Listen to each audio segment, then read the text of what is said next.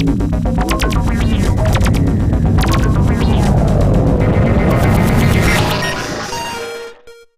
we're going to be looking at Naruto Ninja Council 3 for the Nintendo DS. As many of you will know, Naruto is a highly popular shonen manga and anime, and there have been many games for various consoles based on the series.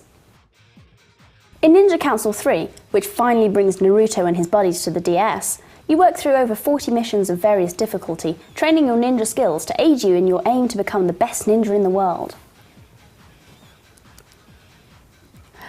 The biggest problem with the game is that the missions are boring, and that's pretty much all there is to the single player. The missions are all very much of the mini-game and training variety, with common tasks being kill X number of bats, snakes, whatever, find such and such item, make your way to such and such point, etc. The missions feel aimless, and there is no overarching plot or larger objective structuring them, which is a shame given the richness of the Naruto stories themselves. The missions are all mechanical tasks and don't require much, if any, imagination or problem solving. On top of that, the play is often poorly thought out or glitchy. When levels are difficult to beat, it is usually because of something silly, rather than because you're not being skillful enough.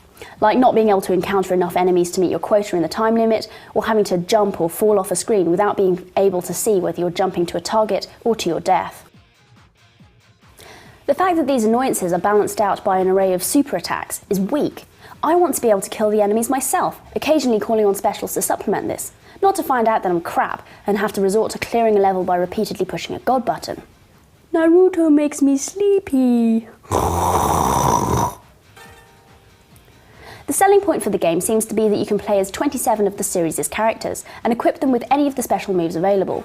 This is great, but really should be an extra which improves an already good game, not a substitute for developing decent gameplay. The graphics, although retro and 2D in style, are pretty good, and the movement is initially satisfying, with a strong emphasis on aerial skill. However, the controls can also be annoying, with the attack, run and jump buttons positioned awkwardly for combinations, and play quickly degenerates into mindless button mashing, with attack combos generated by repeated pressing of the Y button. The game display is pretty frustrating, with gameplay all in the top screen, with the bottom showing a map with no useful info on it, health and chakra levels of any co-fighters, and your specials, which are selected in-game via the touchscreen. However, your own health and chakra levels, the timer and counters are in the top screen, providing plenty of visual obstruction for enemies to hide behind. Lame. There are a few cool things to crow about though.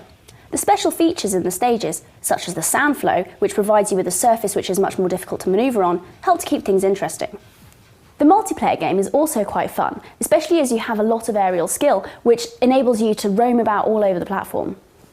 The downside is that the multiplayer is by far the best aspect of Ninja Council 3, but the game only supports multi-card play.